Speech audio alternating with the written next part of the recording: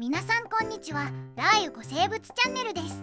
今回はなんと撮影許可をいただいて埼玉県の長瀞町にある埼玉県立自然の博物館に行ってきたのだ。なので今日は埼玉県立自然の博物館の魅力や展示物などを紹介していくので、ぜひ最後まで見ていってほしいよ。また博物館のボランティアの方にメガロドンについて有益な情報を解説していただいたので、ぜひ最後まで見ていってほしいのだ。この博物館にはこのチャンネル専門の古代生物だけで埼玉県内で発見された国天然記念物のパレオパラドキシアの化石などがいろんな視点から展示されていたり、これまた埼玉県の深谷市で発見されたメガロドンの化石や結構珍しい鱗の化石、実物と同じサイズのメガロドンの模型、またチチブクジラやチチブサワラなど、これ以外にもたくさんの埼玉県に生息していた古代生物を学べるので、この動画を見て少しでも興味が湧いたら現地に足を運んでみてほしいのだ。休館日とか開館時間とかはどのくらいなの？季節とか祝日とかで多少変わるのだが、主に開館時間は9時から16時30分までで、休館日は月曜日と年末年始。入館料は大学、高校生が100円、中学生以下、障害者手帳等をお持ちの方は無料で、それ以外の方は200円だよ。電車っての行き方としては秩父鉄道に乗り、上長瀞駅で降りて向かうのが一番早いが、長瀞駅からでも簡単に行けるので、長瀞駅付近にあるライン下りなどで遊んでからでもおすすめなのだ。まあ詳しいことはこの動画の概要欄にある埼玉県立自然の博物館の公式サイトで確認してほしいんだ。館内に入ると、この博物館の中でも目玉展示の一つであるメガロドンの歯などの化石の数々や鱗の化石、あとは実物と同じサイズのメガロドンの模型なんかが見えてくるよ。入ってすぐに展示されている73本のメガロドンの歯は1986年に埼玉県の深谷市で一個体から発見された化石なんだ。ちなみに一個体でこれだけたくさん発見されたのは世界初のことだったのだ。そんな歯の数々や等身大の模型に目を引きつけられてしまう上、そもそもの化石のサイズが小さく地味なイメージを持たれてしまうかもしれないが、実はかなり貴重な純輪化石というメガロドンの鱗を顕微鏡で見れる展示があるよ。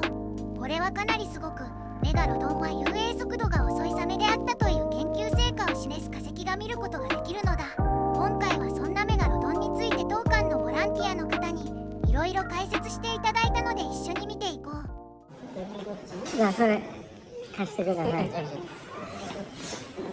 まずメガロドンも一緒なんですけど、裏側見てもらった方がいいと思うんですけどね。この歯の裏、もう予備の歯が出てますから、全部で1、2、3、4列ぐらい入ってます。で、例えば折れたり抜けたりすると、この予備の歯がずっとこう回転して上がってくるわけですね。ですからこれとかこれか、これ今これから回転してほぼ現役に近いですね、もうね。これはあれなんですか、人間とは違って何回も生えてくる歯なんですか？そうです。ですからもう予備が待ってて、だいたい一生のうちに、まあ一般的に20年30年の一生なんですけど、2万本から3万本生えてくるって言われてます。こちらがメガロドンの歯なんですけど、ありがとうございます。はい、結構でかいっすよね、メガロドンの歯。はい、これは残念にもうアメリカ産なんですけど、はい、日本でも見つかってますよね。これは埼玉の深谷というところがあって、深谷市。だいたい73本。これはあれ一気にですか、それとも何回か？一気にです。一気にこれ、すごいな。はい、当時初めて世界で初めて発見されたなんですけど、これによって、はい、正確なこういう複製の大きさも分かるようになってますね。で、はい、皆さんこれ持ってもらうとみんなこうやるんですけど、そうじゃない、こうですね。こちら側が伸足側、こちら側が絶足側になります。絶足っていうのは外か中っていうと？芯っていうのは、伸足側は芯は唇の芯です。つまり外側ですね。そうなんですか？はい。でこれが絶足が下の絶ですから、こういうからです。ですからこういう形です。こうじゃないです。あ、そう、マジ、そうなんですか？そうです。これ見本もそうでしょ。あ、やっぱりこう、それそれもがあってそうです。これがあってもこうじゃないです。こうです。ね。で、この73本が発見されまして、はい。より正確な大きさも分かったんですけど、どのようにしてこの大きさを推定できたかというと、サメは軟骨魚ですので、甲骨魚のようなクジラとか違って、クジラですとこう化石に残ってると場合によってはこうスッポンを剥がれるんですけど、軟骨魚の場合ほとんど化石が残らないんですよね。あ、だから歯とかでしか、そうです。で、参考にするものなんですね。ということで、歯の大きさから推定してるわけです。で、その歯の大きさから推定するには、同じ属のホウジロザメの歯の大きさと体の大きさを参考にして、こういうグラフ作ったわけですね。これでサイズが分かってきてるんです。そうです。おー。で、ここの一番大きい前歯のこの歯根の高さですね。あそこにありますね。はい。歯間の高さ。この歯間の高さが 10.5 センチですので、赤い点。赤い点。はい。歯の体長から12メートル。それで12メートルということを作る。あ、この上の標本。めっちゃでかいっすよ、これ。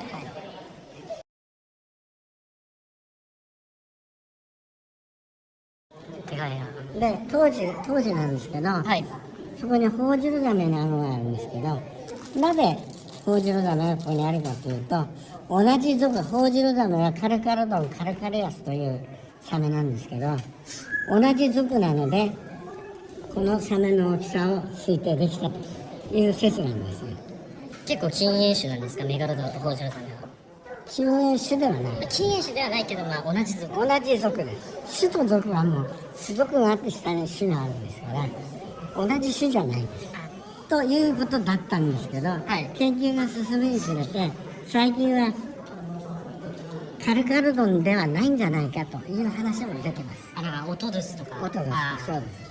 オトドスとなると、このグラフの参考にしたホウジロザメのグラフがちょっと計算が変わってきちゃうかなということがあるんですけど、当館ではまだカルカルドン、メガロドンでやってます。カルカルのメガロドンだったらやっぱ12メートルぐらい。そうですね。はい。歯の大きさからですけどね。ありがとうございます。別にこう測ったわけじゃない。とにかく歯の大きさから推定してますから。いや、推定でもここまで出せるのすごいっすね。推定ですから、そもそもが属が違うんじゃないかという話になってくると、この基準にしたこのグラフもカーブが変わってくるだろうし、ね。はい。はい。茨城県の博物館も行ったことあるんですけど。どうですか？これは茨城県の博物館で55本か発見されてるんですよ。おお、マジか。茨城県でイズラという海岸なんですけど、これに矢印のという方が発見して、海岸で発見されて2本以上出たらもう博物館にお願いしようと心に決めてて、昔からね。ですぐ見つけてから茨城県の博物館の方に発掘してもらってるんですよね。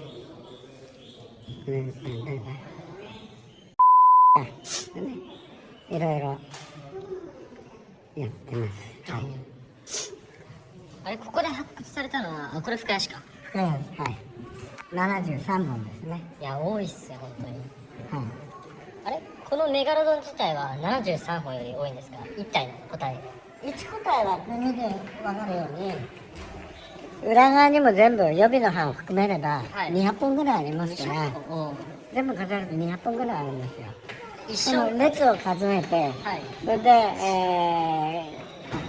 本数掛け算してやれば200本ぐらいになりますけど、はい。このサメは何だか分かりますか？このサメ、あ、これジンベエザメです。はい、知ってますね。あ知ってこれ口開けてみても口開いてるんですけど歯がほとんど見えないですよね。てか、あるんですか、これ。あるとあります。あるありますけど、じゃあどんな歯があるかっていうと非常に小さい歯で、ジンベエザメもあるんですけど、小さいのが数ミリの歯が5000本ぐらい並んでると言われてますけど、5000本も、でもこういうふうに入れ替わるかどうかはちょっとわかんないです。こんな感じですね。彼らはあれですよね、プランクトンを食べてるから、そうそう、あんま歯を必要しない。ほとんど使わないと思います。で、海水ごとプランクトンの小魚飲み込んじゃって、鰓耙と言われるこれエラについてるんですけど、そうなんですか。これはウバザメの鰓耙なんですけどね、ここについてるフィルターで水をこしてで残ったものを食べてるというふうにしてます。これなんかもそうですよね。ヒゲクジラも同じようにこのヒゲで海水をこして残ったものを食べてる。はいはい。サメの漢字、魚は入りますよね、魚の。で、あと交換の交、交わるなんですよ、ね。交わる。なぜ交わるかって、交尾するんですよ、サメは。なんか普通の魚ってしま普通の魚は鯉でも船でも鮭でもメスが卵を産んで後からオスが来て射精して受精してるんですけど、普通の魚は交尾しないんです。だからサメは交尾します。人間とかと交尾して卵を産むサメとそれから卵をお腹の中に残して早けるまで残してで子供を産むサメもいます。大体、6対4ぐらいの割で。6が卵の方ですよね。6男性が体勢だと思います。体勢の方ですか。結構じゃあ体勢の方が多いですね。はい、これはナヌカザメという、これも一名ね、人魚のお財布って言われて綺麗な卵なんですけど、これもそうですね。これは猫ザメです。これもすごいなんか形してます、この紐状なのなんだかわかんない。これね、人間でへその緒的なじゃなくて、違うんです。これはね卵についてるんですけど、海が荒れても流されないように海藻に絡めてくっついて、猫ザメもそうなんです。猫ザメもスクリュー状になってて岩の間にはめ込んで海が荒れても流されないように。確かにこれ軽そうだし、陸上行ったらもうやばいですもんね。陸地行っちゃったら。これ大体1年ぐらいかかるんですよ。1年以上羽化するまでにかかるんで、羽化してたらし終わるとこれが逆に海岸に打ち寄せられるように。そうなんですか。それを持ってる人がいて、私は写真撮らせてもらってるんですけど、これは猫ザメですね。猫ザメの口を見て、これなんか歯の特徴は尖ってないでしょ。そうですね、丸め。これは歯の特徴として突き刺す歯と切り裂く歯とすりつぶす歯ってあるんですよ。これはすりつぶす歯です。丸まってるし。何を食べてるかっていうと、サザエ、一名サザエ割りって言われてるんですけど、サザエをゴリゴリゴリって潰して食べてる。サザエって貝ですよね。そうです。いろんなサメの歯の形によって食べるものも違ってくるし、だから食べるものによって歯の形が違って言ったらいいのかね。カグラザメってなんかすごい歯の特徴してますけど、カメラこれですね。これは歯が特徴的なだけでやっぱ魚を食べてるんですか。そうですね。これは深海魚の一つです。これ深海魚。でこれは全部私が採取したサメの歯の化石なんですけど、そうなんですか。これも深海魚ですね。角ザメ、カスザメもこの辺が深海魚だと思います。これはホモジロザメ、イタチザメ、これは沖縄の方にずいるんですね。青ザメって結構埼玉県でも出ますよね。青ザメ出ますね。ちょっと発掘したことがあるから。東松山に。そうです。あそこで結構出てますね。以上でサメの話は終わりです。メガロドンについていろいろ解説してもらったのだが、初めて知ったこととか多くてかなり知識をつけることができたのだ。本当にありがとうござました。お次はオリエンテーションホールを通って地学展示ホールについて見ていくよ。まず最初には古生代の石炭紀から中生代のジュラ紀までの期間の地層である七部産地のチャートや石灰岩、緑色岩などが展示されているんだ。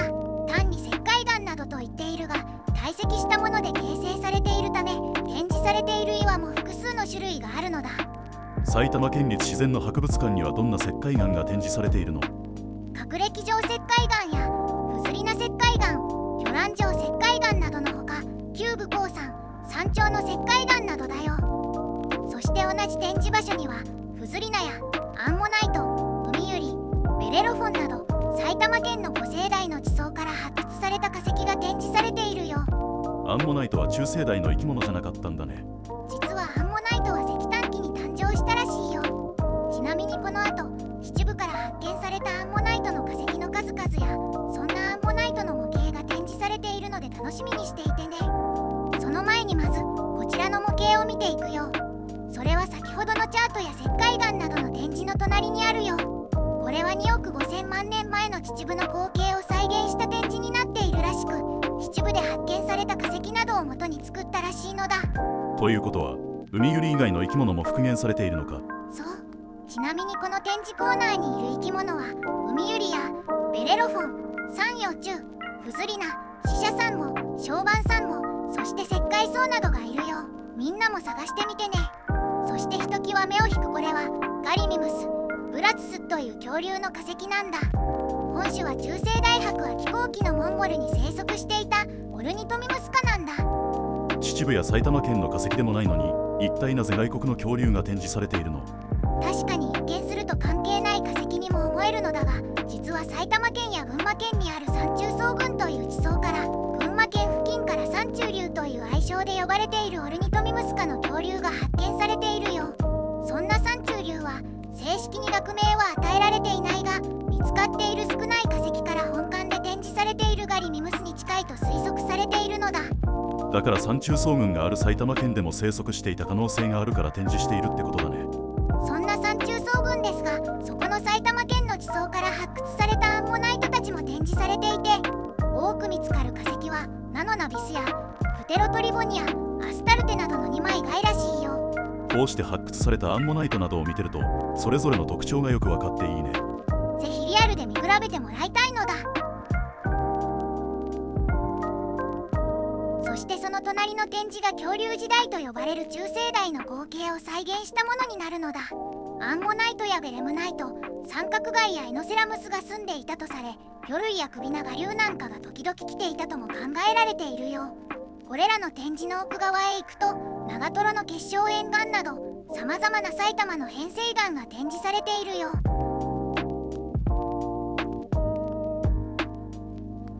そしてそれらの隣には秩父佐原の復元模型やその化石、アザラシの仲間の化石などが展示され、その近くには古秩父湾で発見されたサンゴや数々の貝、シロワニやメジロザメ、カスザメ、カグラザメなど数々の歯、秩父ガザミ、マルツノクリガニなどかなりたくさんの化石が展示されているんだ。他にも下の段には荒川河床で発見された化石、要するに深谷市で発見された化石が展示されているよ。ここにはサメの歯が大量に展示されていたのだ。そしてこちらもまた目を引く化石はアケボノゾウというステゴドン、要するにゾウの化石だよ。あれ、軟化像にしては小さくない？これは実物よりも小さく復元しているから。実は人間の手で小さく作っているわけでもなく、最初からこのサイズだったのだ。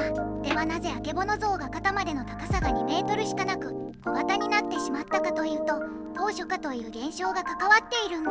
当初化って何なんですか？